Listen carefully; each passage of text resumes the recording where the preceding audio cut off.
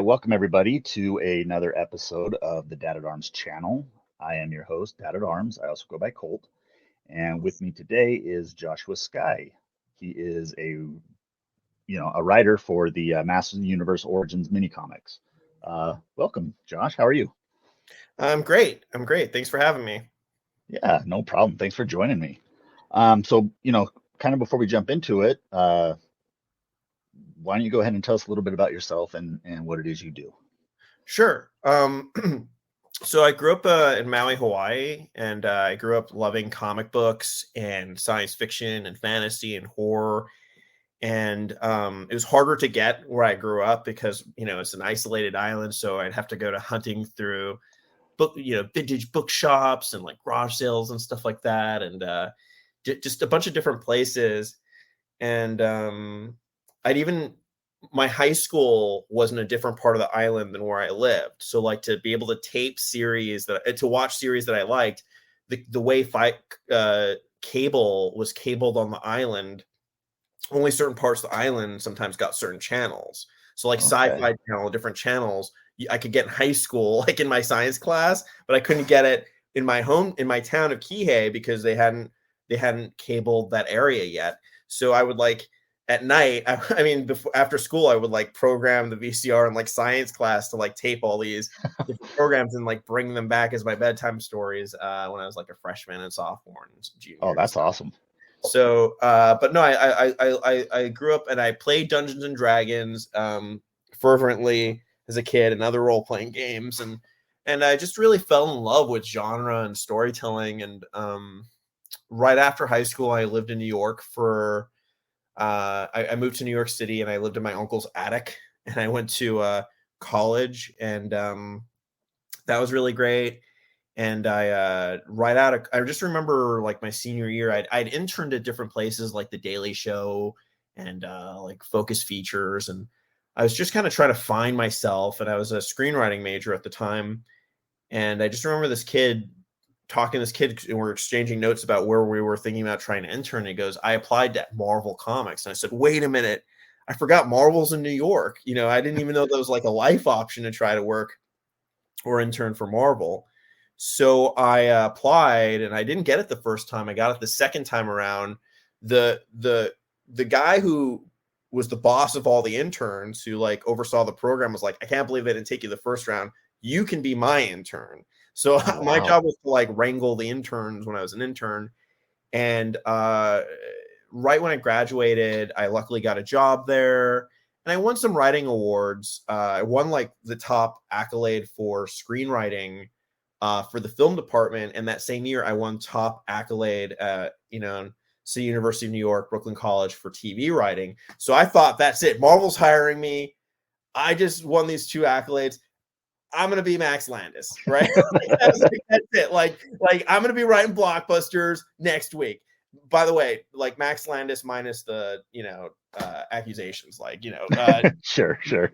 rated G Max Landis. Anyway, so, so um so anyway, long story short, I that wasn't the case. Like it was the economy was really bad, and I was put into like licensing and branding of all places, which was a really interesting job, and I learned a lot about business when I was there, and I worked there for 5 years. And it was anyone who's worked for Marvel, it's definitely like it'll toughen you up. Is the best way I can Mhm. put it. I love the brand. I love Marvel as a brand, but it had its challenges as a place to work. But I continue to love Marvel as a brand, of course, and its mythology. And I learned a lot there. I read a lot of comic books, and I learned a lot about business, and I made contacts and stuff and friends. But I kept writing, and I ended up writing a few specs, and that got me an agent, and I moved to Los Angeles, and kind of bounced around, and I ended up working for Disney, and I worked for Netflix. Well, I still work at Netflix now, but not as a writer, just as like a corporate day job, which has been great. Awesome. Uh, and I just kept writing, and I started getting published, a lot of work published as short stories, and I wrote for some animation. And I, uh, I've been writing for Heavy Metal Illustrated for a couple of Awesome. years, which has been really Very fun. cool. Very cool. And honestly, for He-Man, I fell into it. I literally fell into it. I grew up loving He-Man, of course, but you can't exactly, a lot of my friends are like, how do you like do it? Like, how do you like, set up your course trajectory? And I'm like, dude, I don't know. like, because you can do all that you can to shore things up, but you really can't control where you're going to end up. Like, Yeah. I didn't know I was going to get a shot to write for heavy metal. I didn't know I was going to get a shot to write for He-Man. If you asked me when I was right out of college, I thought for sure I'll write for everything because I'm Right. invincible. But like when you get older and you've been in the industry for a while and you kind of see some of the realities of it, you're like, oh, this is way different than I thought it would be. I remember sorry, am I talking your ear off? Do you have any questions? I No, feel like no, okay. I love it. I love it. No, I remember I was in when I was in college interning at Marvel, I remember thinking, oh my gosh, I should get into comic book writing because I bet that's easier to break into than screenwriting. And I could always kind of just make a lateral move. And I had passion for comic book writing, but also comic book writing compared to like film and television, uh, even advertising, honestly, is just not nearly the same sort of life-changing capital someone can make. I mean, if you're in like the top 1%, sure, 5%, but what I didn't realize was that breaking into comics is probably as hard, if not harder, because there are more players in the NBA than there are like full-time professional comic book writers, way more, I think. So, and you kind of become, for better or for worse, like trapped by who you are. Like this is the sort of storytelling I love, doing, and I do love comic books and the industry. I love comic books, but anyone who picks up a history book on comics realizes like the whole industry is like built on destroying the very creatives who founded it. Yeah. So, but anyway, long story short, the way I fell into He-Man was I was writing for heavy metal, and I'd written a bunch of animation for different venues, and I knew someone at Mattel, and we had befriended each other, and they were really cool, and I said, oh, I'd love to write one day for Mattel, and they're like, yeah, sure, everyone ever like would want to write for Mattel, So I didn't think of much of it, and we just kept in touch. And I ended up meeting someone else who wrote many of the He-Man comics, mini comics, and a lot of the wrestling stuff. And everyone was just really cool. And I wasn't really angling at this point to like try to get into Mattel. Like they were just cool people that I knew over the course of many, many years. And I ended up publishing a short story called Basic. Heavy Metal ran it on their website. It was called Basic, and it was about it's a science fiction story about a guy who has to choose between his family and his values. And I'll leave it at that. And technology is what kind of puts him at that crossroads. And it was a short story that I felt was one of the more of the moving things I've ever written so far. And I just kind of posted it on LinkedIn. And someone I knew at Mattel like read it, and they called me, and they emailed me, and they're like, hey, would you be interested in writing for Master of the Universe? And I'm like, yeah, sure. I didn't even take them seriously because I'm like Hollywood, a lot of things fall through, to be honest. And you know, and you kind of guard yourself against that. And also, like, yeah, would I love to write for Master of the Universe? Yeah, me and every other nerd under the sun, would love to. Right. MOTU. And then all of a sudden I found myself on a call. And again, I didn't believe them. I was like, oh yeah, sure. I was, I'm like, there's gonna be like 20 people, 30 people are in the running for this thing. And then all of a sudden they said, here you go. And they gave me my first batch of assignments. And I was like, oh my gosh, they were serious. Like, I literally like, it came to a point, and if you want to know people like, what are your motives? Like, what are your goals with like Master of the Universe? I want to tell a great story, but I also really don't want to screw up this gig, Right. and I don't want to, and I want to make fans. I want to contribute and make a mark, of course, in the pantheon, but I don't want to do that in such a way that hurts the brand, but hopefully helps grow it and encourages more stories and more toys. And I just love MOTU. As its entire mythology and its tapestry is incredible. So I just want to be extremely respectful of it, but also grow it in a positive way that hopefully fans like, So Anyway, long story short, the first assignment I got was when I was getting married. Like I was literally, they're like, all right, here's the deadline for issue 1. I'm like, which is Rise of the Snake Man. I believe that was wave 11. And I was like looking at the date in my calendar, and I'm like, I'm going to be in Mexico getting married like the week due. So, but I didn't want to screw it up again. So I said, sure. I didn't tell him I was gay. I didn't tell him anything, I think. Maybe I mentioned it, but under my breath. Like I really, so there are pictures of me on like my honeymoon. Like, we went to Kauai. She wanted to go to Hawaii, and we had actually, my wife had never been to Hawaii together with me until we got married. We've been many places. So we went to, and I hadn't been back for years. So we went on their picture. Anyway, long story short, the pictures of me on like Aloha Air, like working on my first MOTU script, and I handed it in. I handed it a few outlines, and there was a slight learning curve, but after an outline or two, it got approved, and then the script got approved, and that was great. And then I've been doing it ever since.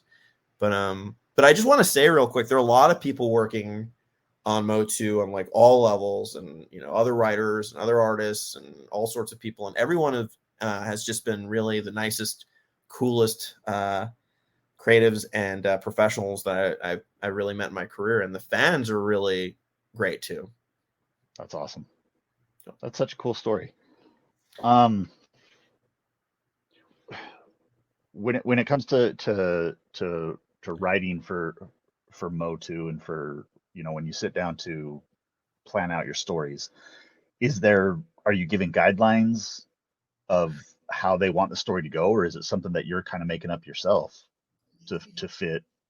Yeah, I can't really talk too much about like Mattel's methods and stuff like that. They're their own thing, but like, and they're really great at what they do. For me, it's one of those things where you're like, when you write a story, I'm like, can I do this? Like, am I allowed to do this? And am I, but after you've written a number of them, you kind of get, at least for me, I felt like I was getting more of a hang of it. And, like any other, I think it really works like most any other established IP when there are other people who are protecting it and editing it and overseeing it, is that they'll know it, they'll know if you're kind of straying, or like they'll remind you of certain things, like, hey, the story really is about this person, right? And you're like, oh yeah, I forgot. Like I went through a tangent or something like that.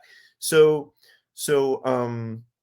but no, honestly, there's a lot more freedom than there's a tremendous amount of freedom, actually, because it's such a big sandbox. Like if you really look at and this is all my opinion, I can't speak for anyone else regarding this stuff, but like, and there have been a lot of people who've been working on this a lot longer than I. Like, Robert Rudman is, oh man, he's really great. I love that guy. I consider him a mentor in many ways. And like Tim Seeley, also kind of a mentor. Like Tim Seeley was an editor at Heavy Metal, and he approved my first published like comic book writing, which was really great. Which was a journey to get through. Like, from Marvel to then was a huge journey where I learned a lot. And I wish I knew at the beginning what I know now, of course. But the long story short, no, there's a tremendous amount of freedom, and there's a tremendous, I think Tim Seeley had a really great line. He said, "We're here to like make toys, not break toys." And I think that's such a great guideline. And awesome. I think what I care about most when I write a story is that like whatever story I'm supposed to write is meeting its goal, right? For whatever the company wants, because that's your duty. But B, also, you just want to tell a great story, and you want to tell a story that people care about, and that's true to MOTU, right? That's true to who these characters are and what this world is. I want to write a story that, I, as a MOTU fan, would want to read, and that's kind of the goal, hopefully, is that I hit that mark each time.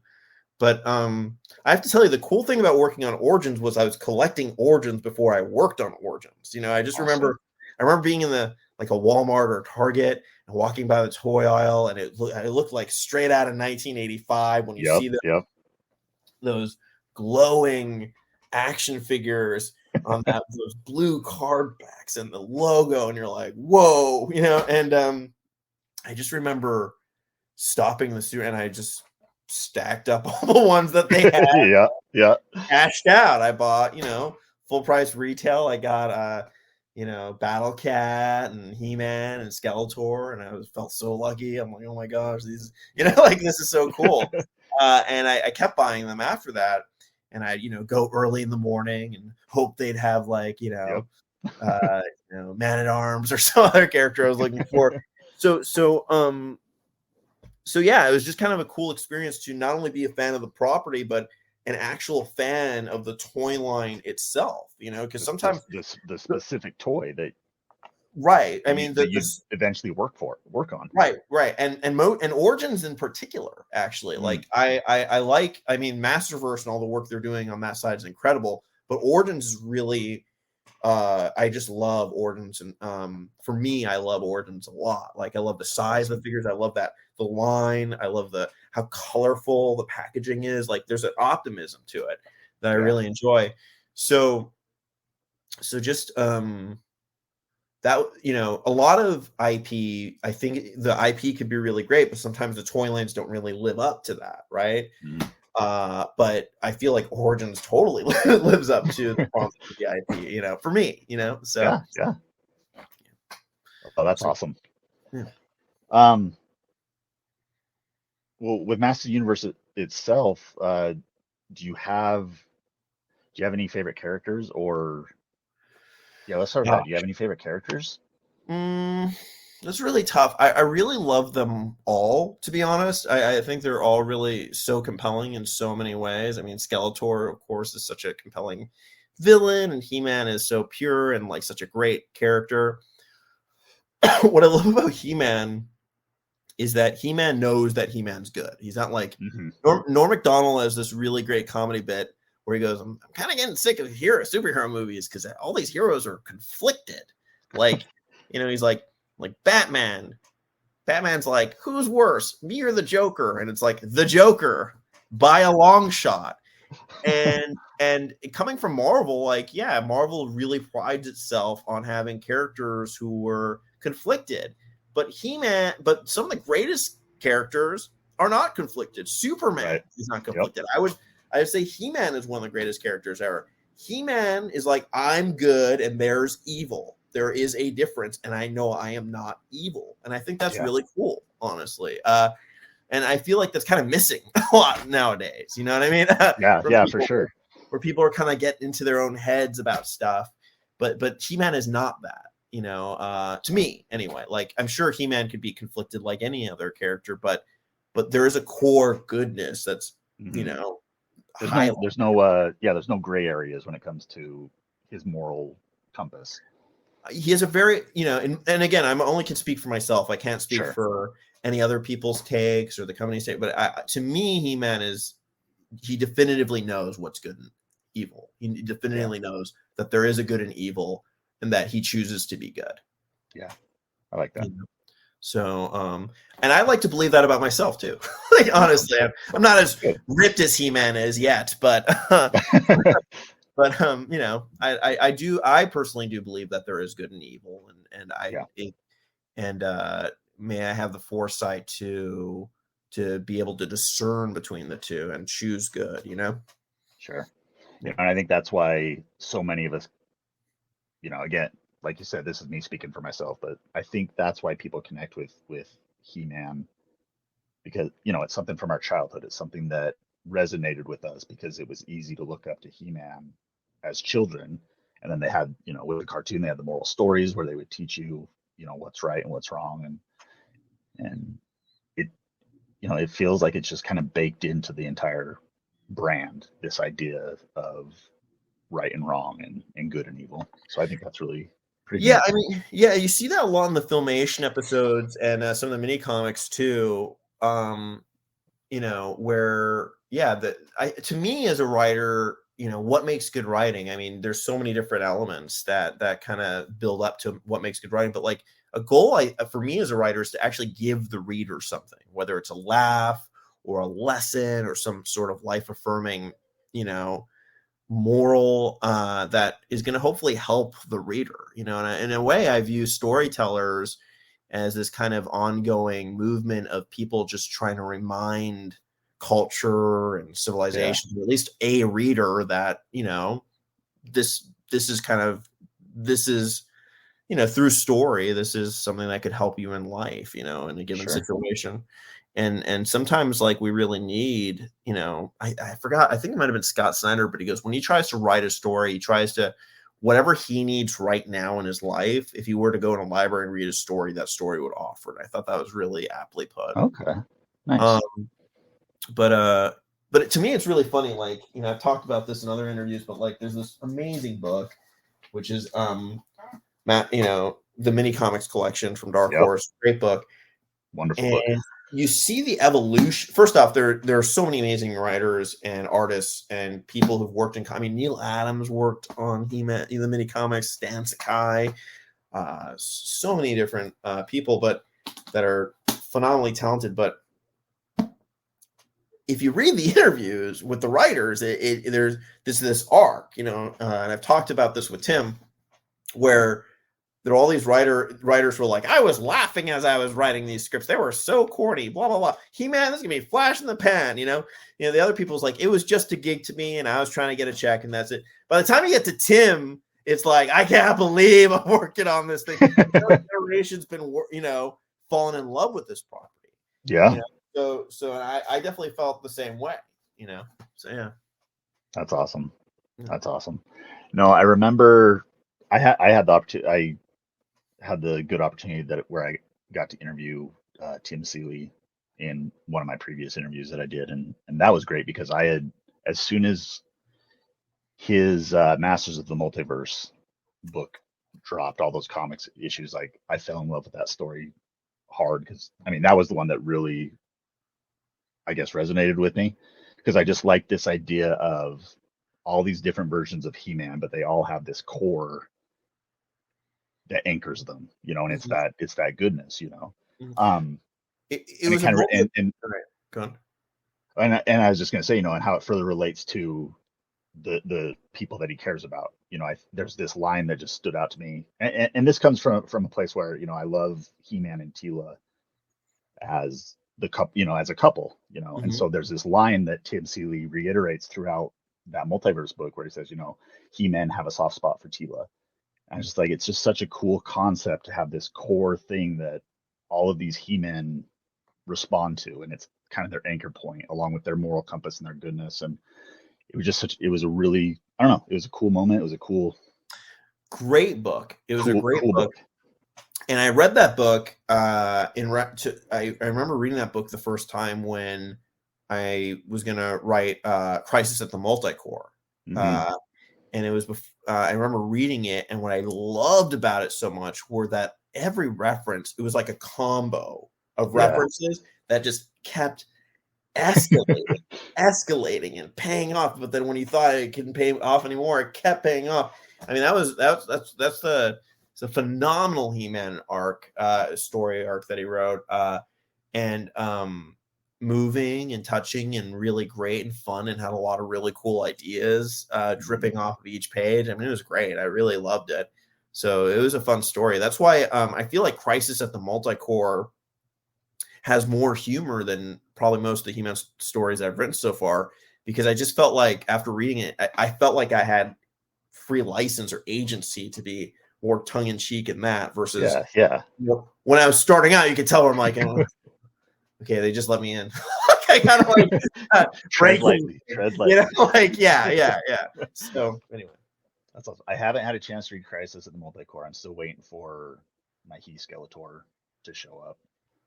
Yeah, so. I have one right here. I sleep by it by my bedside. I'm just kidding. No, really, you know, it's so funny. You know, I woke up and I bid on this thing in the morning too. But I really feel it came out great. I mean, the Mattel Creation stuff has been really fun. I mean, did you end up getting Frogmonger?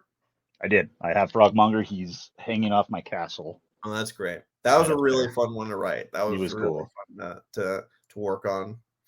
That's awesome. Yeah. Oh, how fun. So let's kind of dive in a little bit, specifically with the work that you do for the mini comics. So you said you started with was it Rise Rise of of the the Snake Snake Man. Men? Yeah. Okay. So that was kind of your entry point. And then have you been the main writer since then, or are there other writers that are also doing things?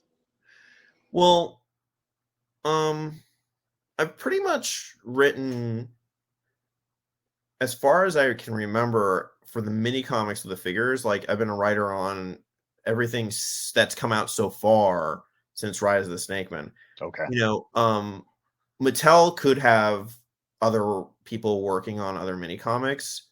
I don't know, to be honest. I'm just a guy, Yeah. like Yeah. honestly, there are many, many fans who know much more than I about the inner workings of what things are coming out than even I. Like, Okay. sometimes I'll go online and I'll be like, "Oh my gosh, I didn't know that was coming out."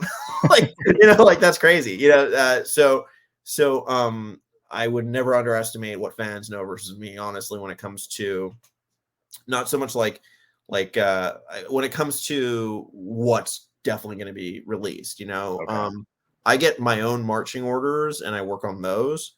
But also, I guess it's like I'm shy about, like, I wouldn't want to be egotistical and like I'm the mini comics writer guy. There's a Sure. long pantheon of guys before me, and women and men who've worked on this before me, and hopefully, like, He-Man will last forever, and there's a lot, that Yeah. it's a Yeah. passing of the baton. But since, as far as I can tell, since Rise of the Snake Man, I've been like, Okay. one of the guys. But Robert Rudman is very instrumental in a lot of this stuff too, and I just never want to understate that.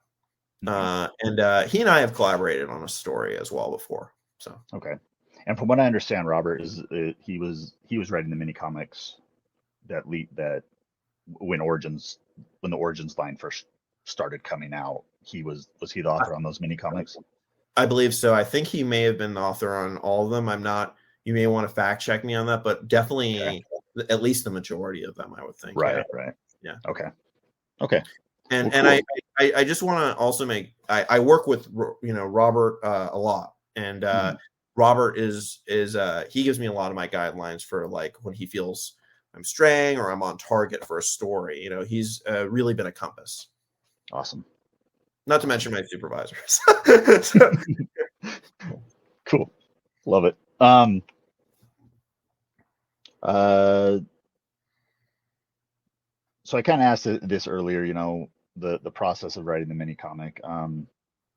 I guess when it comes to the lore of Masters of the Universe,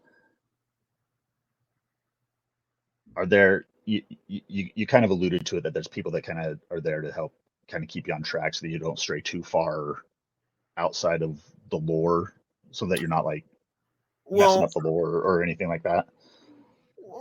I don't know if it's even lore per se. Like, Hmm. I guess you could call it lore, but you have to remember that there are parallel lores within MOTU. You've got, I Right. mean, even when you pick up the character, do you have the World Guide and Compendium? Yeah. Yeah. Yeah. You just open up any log in there and you look up a single character, and there are multiple Hmm.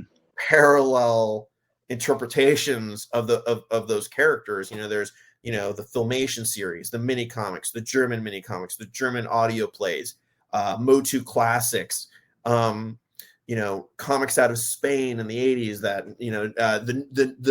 the newspaper strip, right? So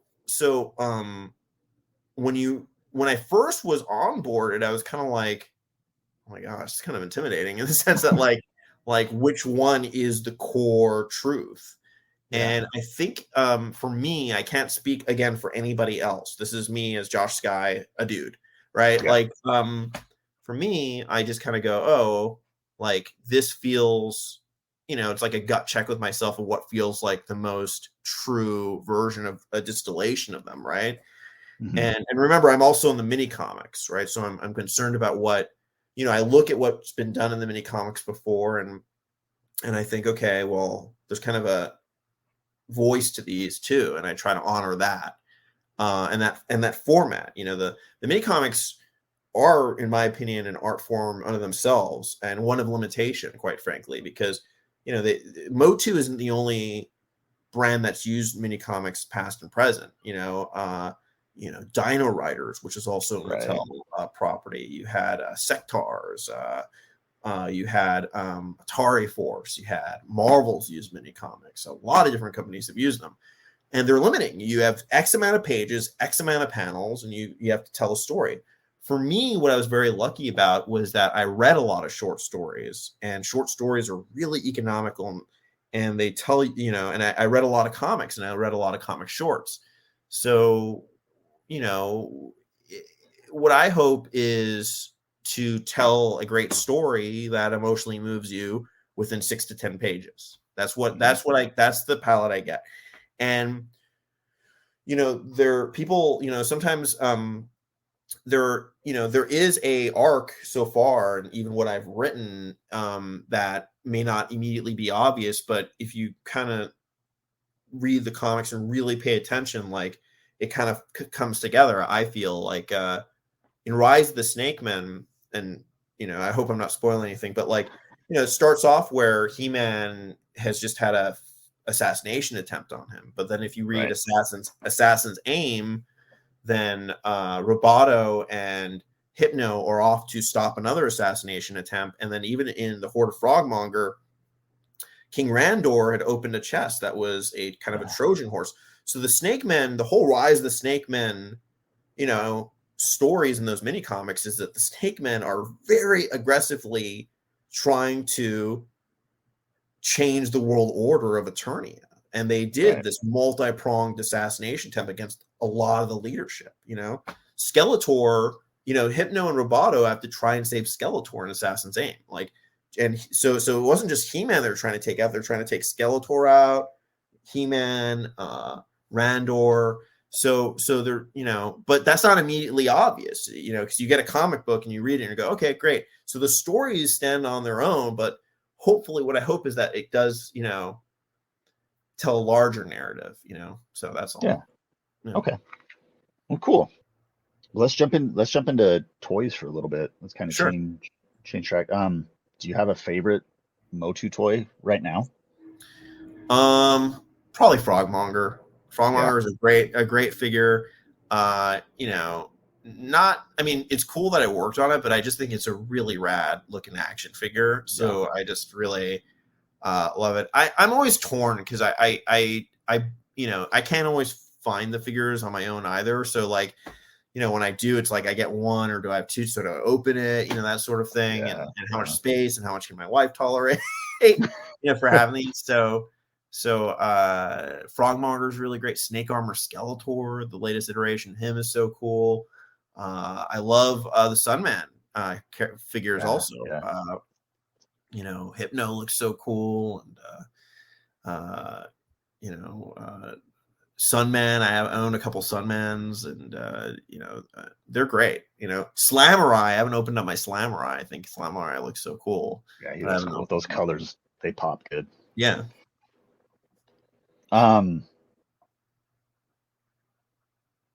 So we have all these. We have a ton of toys coming out. Like they just announced so many toys for Origins, for Massiverse. Mattel came out with this whole checklist of things, and with all of these figures coming out, the line's obviously doing good, despite rumors that we keep hearing that the line's going to be ending or whatever. But with all these figures coming out, do you have the ones that have been announced? Not so try not to get you to talk about what you can't talk about. But of the ones that we've seen announced, are there any that you're looking forward to? I mean, that Eternia playset looks pretty rad, huh? Yeah. That Eternia playset cool. looks pretty epic. So I'm really looking forward to the Eternia playset, of course. I'm really looking forward to. I haven't gotten a snake face yet. I want to get a snake face. That figure looks so rad. So yeah, I think those are two that are kind of top of mind of like a figure and a playset that I'm really excited for. I just that 4-pack that came out for pre-order looks really great of the Snake Man 2, the Army Builder. Yeah. That looks really great. So, And is that the one that has? That's one that has the repaint of the Snake Armor He-Man with it as well. Is that yeah, right? yeah. I like Okay. the And chromium then sort of yeah, look. Yeah, yeah. yeah, yeah, and the three So, snakes. so I have a Snake Armor He-Man, but Mhm. I haven't opened them yet. So I feel like I'd like to get that 4-pack and then open them. But Yeah, yeah. also, I don't know if it's clear, but I just wanted to make it clear that I am one of you guys. Like, I'm a comic collector. I love all this stuff. I mean, I feel very blessed to work on the brand in any capacity, but like, here's just a few things that are like near my desk. Like, I got the Ninja Turtle Very cool. Very cool. first appearance of MOTU. That's like the Oh, love it. stuff. And then just some old Batmans also that are really. Oh, here's a great Kirby Captain America cover. Awesome. But yeah, I love collecting comic books in general. I still actively hunt for them. Where do you live, by the way, Colt? So I'm in Idaho. Oh, that's cool. Yeah. How is the collecting scene? Is it fun hunting out there? Is it really hard? Uh, it's pretty scarce. I mean, I live in a small, you know, I'm a farmer, so I live in a Oh, wow. farming town, and so we Right, you have one mentioned that. Walmart. What do you Yeah, we have. farm? What do you I farm out do. So our main crops are wheat and beans. And then sometimes we'll grow corn and sometimes we'll grow hay. It just kind of depends on the year and what, there? because Wow, you rotate crops in the fields and stuff to keep the soil, wow. So you're helping the preserve the American soil. And breadbasket then, huh? yeah, yeah, there we go. That's cool. Um, yeah, and then we have livestock, cows and horses and things like that we raise. But yeah, so I have one Walmart in town, and I haven't seen anything new since the Sorceress and Buzz Off and Jitsu Mhm. wave, which was It's a hard. while It's hard back. to find. Yeah, and you just never know. And I Hmm. live in Burbank, California, which is like the most competitive place for this stuff. We Yeah. all think we're sitting on gold, right? Which we are. And I just remember like I kept going to like Walmart and Target and be like, where are all the GI Joes? Where are the MOTU figures? Like the pegs are always empty. Where's the Star Hmm. Wars vintage collection? Where's the Mattel? And then finally, like my friend's like, dude, you need to go there early in the morning. So then I drove to Target or Walmart like 6:30 or 7, so really early, and I just realized there was this underbelly of a world where there are all these guys my age and older who are like going in there and like swooping all the pegs, and I'm Yep, like, yep. this is what happens. Like That this is why happens. it's so competitive. And even different places that are more connected and have better sources, collecting is competitive. It's a very competitive sport, I dare say. Yeah, yeah, So, yeah. yeah. No, yeah, that's how it is. Like I've gone, I try to check the stores as often as I can. I go early in the morning, and there's two or three other guys that I always see on the same days. We're all looking for the same stuff, and so that's how it is, though. But I mean, just depending on what the distribution is, sometimes you just find a bunch of cool stuff. But from my experience, it's usually a lot of online shopping to get the things that I want. Mhm. So, and that's just how it is. I have to drive like an hour away to get to the closest Target to me to find Target stuff. And Yeah, I mean that's why it is nice to order stuff online because you mhm. just know it's gonna show up. But like, if you order the international version of the figure, you get that, you're not gonna get text in your mini copy. Yeah, yeah, And someone from the international scene asked me, how do I feel about that? And I'm kind of like, on one hand, it's like, oh man, I wish you got the English version of the story.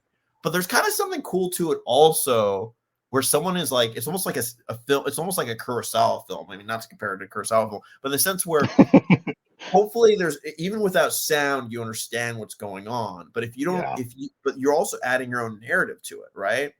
Like, Hmm. so it's almost like because of that, there are as many interpretations of the same story as there are readers in the international market for them, which is kind of cool in its own right as well. Yeah.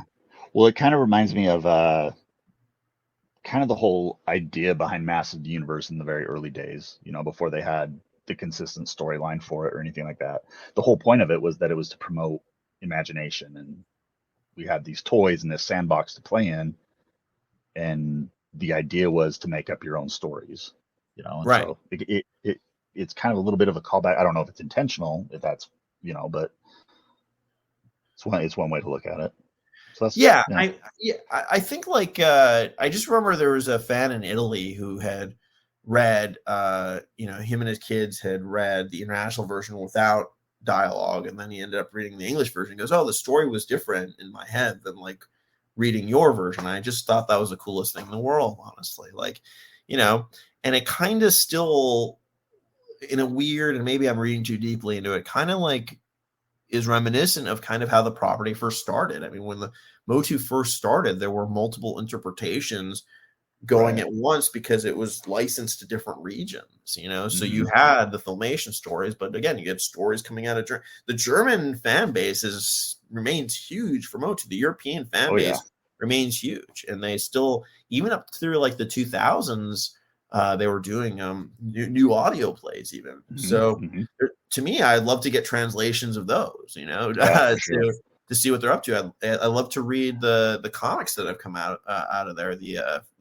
official comics that have come out there, or maybe even the fan stuff. I'd love to just see what they did, because it's just kind of, it's cool that it inspires people to want to tell stories, and again, I just love the property so much because it's different. I can't think of a property outside of even Star Wars. Like Star Wars, people say it's science fiction and fantasy, right? But it's what it almost feels like. He-Man is more definitively fantasy and science fiction. Yeah, the way I've looked at it is, you got He-Man, where it's a mixture of the sci-fi and the fantasy, and it pulls elements from things, it pulls aesthetics from things. With Star Wars, I've always kind of explained that it's a fantasy story, but it has a sci-fi coat of paint. Star Wars is a space fantasy. It's a space, like that's very well put. It's a space fantasy, but He-Man is fantasy colliding with science fiction. Yes, I can't think of another property that does it nearly as well and seamlessly, actually.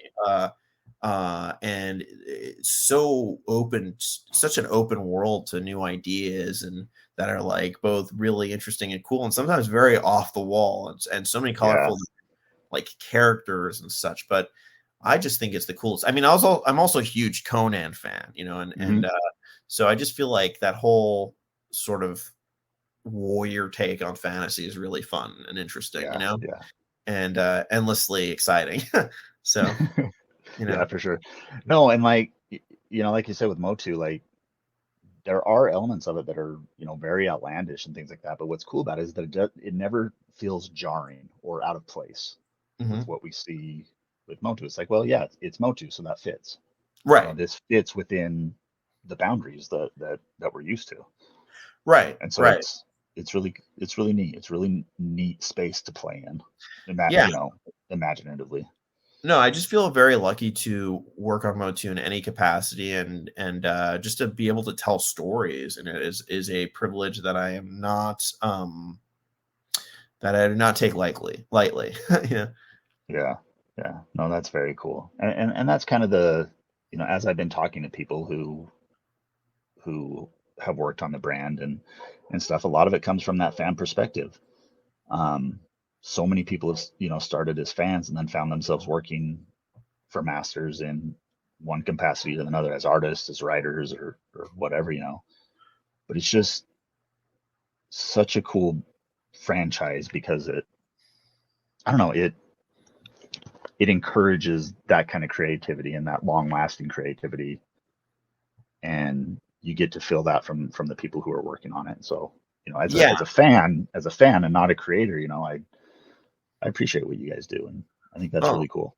Thanks, man. Yeah, honestly, it's just like we're all one of you, everyone I've worked with on MOTU has a really deep love and passion for the brand. And I feel like, you just feel it across the figure in every level. The packaging, the logo, the figure. Look at the sculpting on them, look at that artwork on the back. Beautiful. So just on so many levels, on every level, I feel that you can you as a fan, you feel the love that's poured into it, and I feel like that's what kind of makes the Origin line and the Masterverse line so special. Even the copy. Robert Rudman writes all the copy, packaging copy. I love his copywriting. Like his I don't even know if you should call it copywriting. It's just like a call to adventure. Like in each Yeah. figure, so you're just like, Yeah. oh man, that sounds awesome, you know. And he just nails it every time for each character. So no, but yeah, long story short, like I just really you know, what I love about writing it is that you're in it, you know, if you choose to be, you really can get into the adventure and you know these characters and you know, but yeah, I just what I really want to do is I want to make the reader care as much as I do. You know, that's you know, that's the goal, and just to tell a story that's gonna, you know, affect them in some way, affect the reader in some way, and where someone just goes, that was a great adventure, you know, that was a great story. Yeah. Have you gotten a hold of a Duplico yet? I have not. I haven't been able to Me find one yet. neither. That's one of my favorite stories I've written, actually. I really he like. looks cool. I really, he looks really rad. It's competitive to get him. Yeah. Yeah. So I hear his street date was May. Okay. So from what I see on like the forums and on the fan groups and stuff like that, now is the time he's supposed to be hitting retail shelves. Oh, that's really cool. No, I'm hopefully excited. We'll see him out there. Cool. Yeah.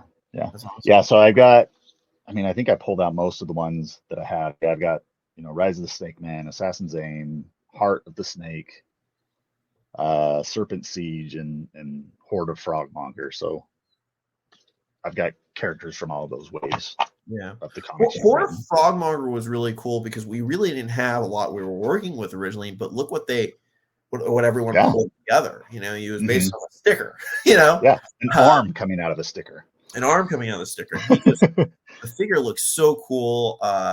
It was really a privilege to come up with the origin story, or that story in particular. That was really great. You know, it was a really fun adventure. Frogmonger is probably like one of the favorite. I don't know. I like all the stories. You know, I guess I'm biased. You know, did you like anyone in particular? So my favorite characters, I love He-Man. I love Skeletor. Tila is my top 3, mainly because, you know, like a lot of boys my age, I had a crush on her. But yeah, I mean, I love Cobra Khan. Cobra Khan was always one of my Cobra Khan's a great figure. A great figure. I traded my Cobra Khan, which I regret. I got a Cobra Khan. I didn't have a Wondar yet, and then someone's like, Wondar was fun. I got him. I got the Coldar, the gold armor. I didn't get a Coldar yet. I need to get a Coldar. I need to see. I'm just like you guys. I have to figure out how to get these things and hunt them down. You know? Yeah. Did you get the CamoCon exclusive? I did get the CamoCon. Pick him up. And yeah, Robert Rudman wrote the epic story on that triptych. That was really cool. But yeah, awesome. CamoCon's great. I love. Yeah, CamoCon. He's cool. I'll tell this story. I've told it in a few other chats that I've had with people, but one of the main reasons I love Cobra Khan, I've got my vintage one still here. But what I loved about it is when I was a kid, I had 3 older sisters, and we'd go out and play on the farm and stuff like that, growing up and things like that. And my oldest sister would always pack me a lunch because I was little, you know, and she would always fill up my Cobra Khan figure with Kool-Aid. And so as we were out playing and walking around, I'd be spraying Kool-Aid in my mouth. That is rad. That is rad. That's very creative too. Yeah. So that's why I'm so attached to Cobra Khan, is because it just reminds me of that. You want to hear my first memory of He-Man that I can recall? Yes. So He-Man I knew through the toys before I knew through the show, because I was so young, right? Mm-hmm. And there are 2 items in particular that I first recall from He-Man. So one is my neighbor came over, and I was so little that like my parents wouldn't even I must have been like 3 or something, but like my parents wouldn't even, maybe 2. They wouldn't let me outside to go to the ice cream man because I was just so little, right? Yeah, so I'd see all these older kids running the ice cream man. I'd be like, "Get me an ice cream sandwich!" You know, I didn't know they could hear me. I was like, right. I remember this neighbor came over, and he was an older kid, and older was like 5, maybe 6, right?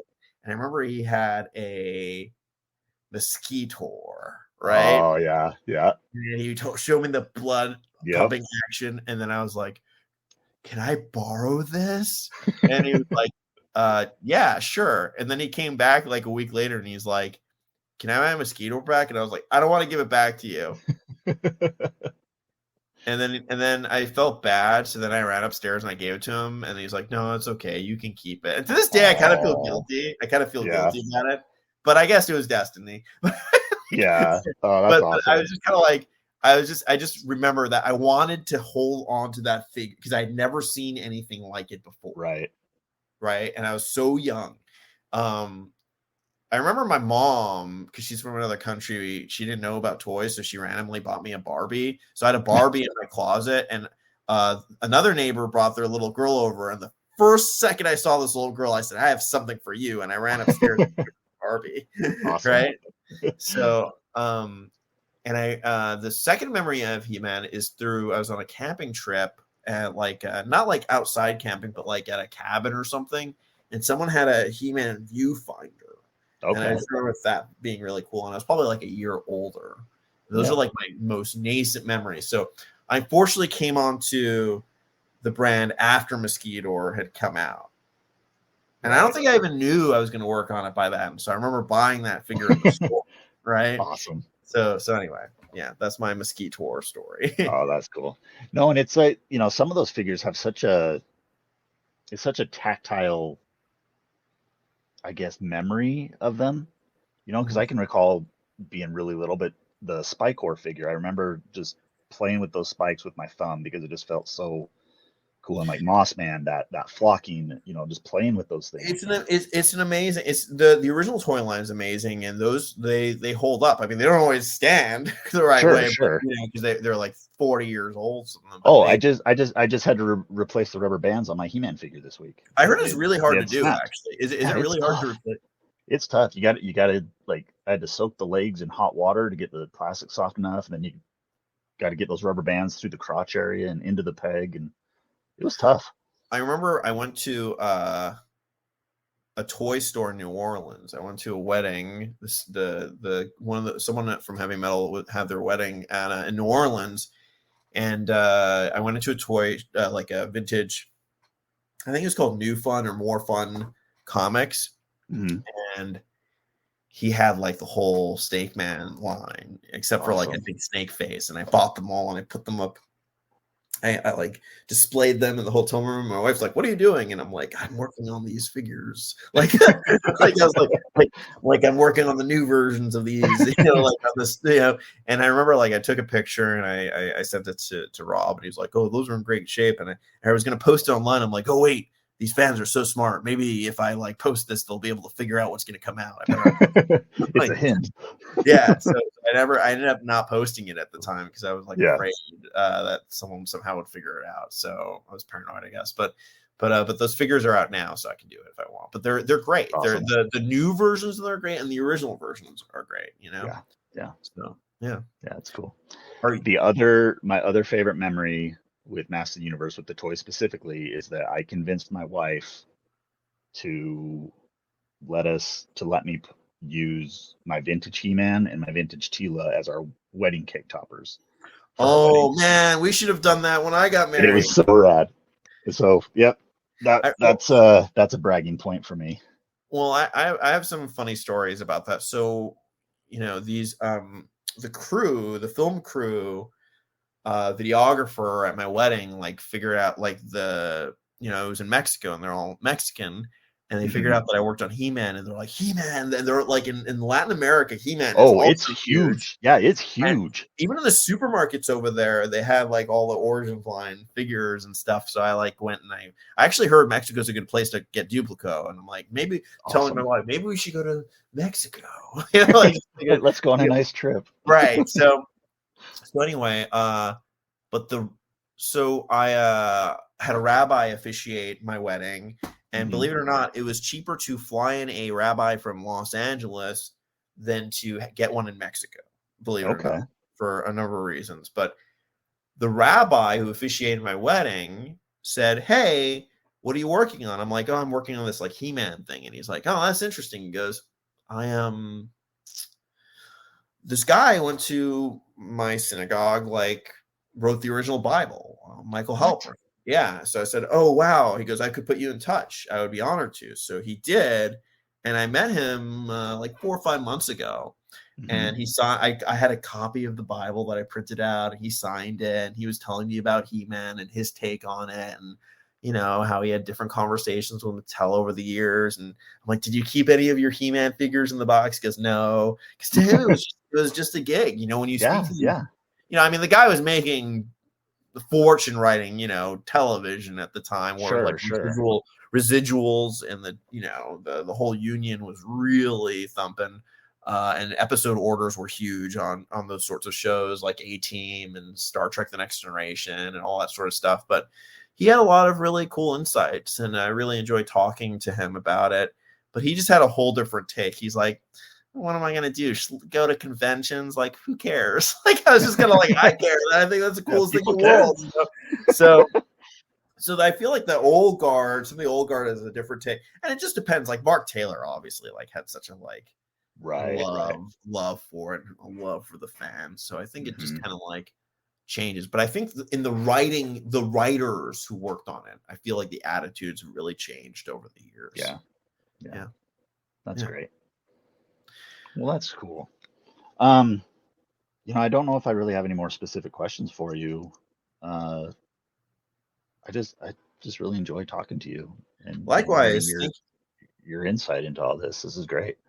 thanks. Yeah, thanks Um, so much for inviting me on and for having me and for caring enough to ask me any questions at all. yeah, absolutely, man. I think it's important that we focus, that at least in some capacity, that the creators that are working on this stuff now, um, kind of have a little bit of a spotlight on. Because I can't find your name on the printed on the comics that are in my hand. There's not a writer credit or anything like that. So it's neat to see the face behind it I'm a for man me. of mystery, my friend. Anyway, but no, and I'm working on other stuff too. Like He-Man is one of a number of things I'm working on. That's really fun. I'm writing on a video game right now, and I've got a short story that's coming out in a science fiction anthology that I'm excited about.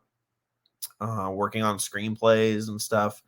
So there's Cool. all sorts of stuff I've been working on, and original comic book work too. That I'm waiting to hear back on. I just did a short story, comic short with Gideon Kindle, who's an Eisner Award winner. We Yeah. wrote a really fun short story called The Bedbug War, which is like Starship Troopers meets Honey, I Shrunk the Kids. And it's been really, That's really, awesome. yeah, it's about a platoon of space marines who have to do like they have to do an assault drop on like an intelligence officer's cot that has like an infestation of bed bugs that can psionically mine the thoughts of this Love it. intelligence officer. So it's I just love it. really fun adventures and stuff. But I mean, the thing of it is He-Man is really wonderful. And if there's one thing I've learned from He-Man, and that you should just learn from genre at all for anyone who's interested in this stuff, is that you have free license to have an imagination, and branded stuff is really great. But if you want to tell a story, you tell your own story. Yeah. People always go like, oh, if I write for He-Man, or if I write for Jurassic Park, or if I write for Star Wars, that'll make me real. And ironically, the Hmm. way you get those gigs isn't through writing for those things. I mean, it helps, but writing your own original stuff. It was a short story, an original short story that helped me get the role. So I always encourage people to tell stories that if they want to do this sort of stuff, to write their own stories that as true as they can and as originally as they can. And weirdly, eventually, I think that does open doors. It takes time. Yeah. Sometimes it takes a long time, but Hmm. but honestly, yeah, Colt, thanks so much for having me on, and feel free to reach out anytime. And it's been an honor. Awesome. Well, thank you so much. Before we go, where can people find you Oh, online so they can you follow guys you? can And follow me on Instagram at Joshua Skywriter.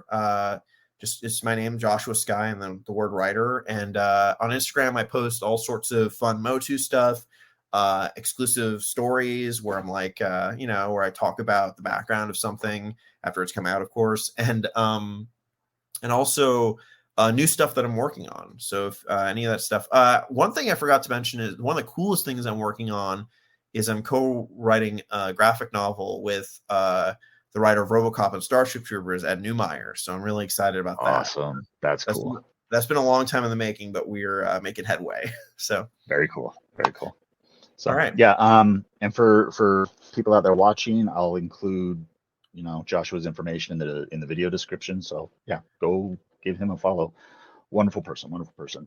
And yeah, I'm Dad at Arms. You can find me here on this YouTube channel. I'm also on Twitter and Instagram, just at Dad at Arms, or on Twitter it's at Red Pyramid 9, or just search Dad at Arms. It should pop up. But yeah, please give me a like and a follow, and it's awesome. I love talking about MOTU, so anybody who wants to talk about it, I'm down. But yeah, thanks again, Josh. It was great having you. You got it. Thanks for having me, man. Talk soon. Yes, definitely.